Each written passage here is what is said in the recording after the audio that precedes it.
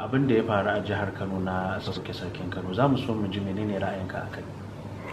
To a gaskiya jiya dinnan 9 ga watan 3 shekara ta 2020 rana ce ta bakin ciki ga jama'ar jihar Kano ga baki daya da mutan Najeriya da ma mutane na duniya, saboda shi mai martaba sarki mutum ne wanda yake na al'ummar duniya ga baki daya, saboda gwagwarmaya da ya yi a shekarun da ya yi yana aiki musamman ma na central bank da kuma wannan aiki na sarki na Kano. Wannan rana mun ga abubuwa marasa daɗi na ɓacin rai, musamman yadda aka zo aka yi ƙarfa-ƙarfa aka saki layi na tsarin mulki da dokoki, aka yi karan tsaye aka sauke mai martaba sarkin Kano. Wannan muna ganin a fahimtar mu babu adalci a ciki. Kamar wanda dalilai kake gani yasa aka sauke shi? Musamman ganin yadda jami'an tsaro, na tabbata bisa wannan musamman abu ne wanda yake yafi karfin a ce wani gwamna na wata jiha yayi, yadda muka ga jami'an tsaro sun zo, duk da lauyoyi sun ce sun roƙi a ba su dama su kai shi inda yake so Lagos, amma aka sa shi a jirgi aka ɗauke shi aka zaɓi wani ɓangare wanda ya fi kowanne ci baya a ƙasar nan, aka je aka kai shi, kuma bayan roƙo aka sake kai shi wani sashin na wannan jiha ta Nasarawa.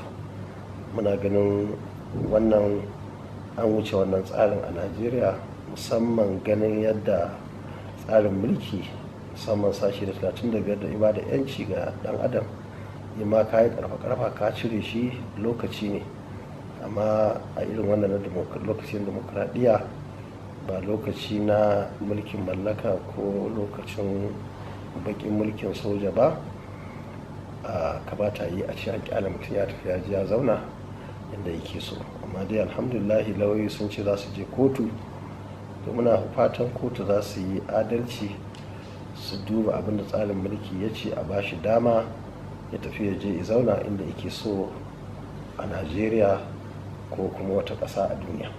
Kana ganin kamar ko 'yan kwakwasiya kun taka rawa wajen rura wuta na rikicin da ke tsakaninsa da bangaren gwamnati, wanda har ta kai ga a cire rawaninsa.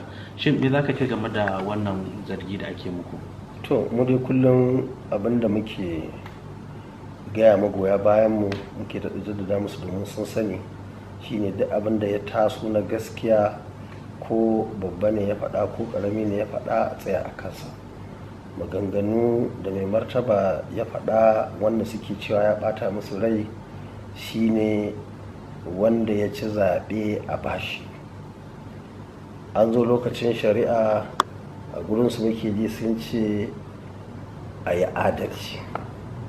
Dukkanin waɗannan abubuwa mu sun tsari dace da tsarin na kwankwasiya, ya dace da demokradiyya, kuma ya dace da abin da tsarin mulki ya faɗa a wannan ƙasa tamu. Kenan sarkin Kano Sunusi bai taka rawa ba wajen tallata abu gida-gida, kenan kamar zargin da ake masa. To ai tallatawan kenan, tunda kowa ya sani har ga Allah, su ma shugabannin na nan da na Abuja sun san Ganduje bai ci zaɓe ba a jihar Kano, sun san Abba ne ya ci zaɓe, amma saboda lokaci ne zalunci ya yi yawa, aka sa akan karfa-karfa tun daga ɓangaren INEC har zuwa jami'an tsaro har zuwa kotuna, da abubuwan da suka faru. Amma dai ni abin da na sani shine duk wani mulki na duniya in ba adalci, wannan mulki yana da matsala. Saboda haka muke kira ga shugabanni da su yi kokari su kwatanta adalci. Idan masoyinka ya ci zaɓe a bashi, in wanda ba ka so ya ci zaɓe a bashi. Wannan shi zai kawo zaman lafiya, shi zai kawo kwanciyar hankali, kuma shi zai kawo a girmama shugabanni. Kaga yanzu yadda abubuwan suke tafiya, ni na sani a fahimta ta kuma da fahimtar mutane da yawa, tun da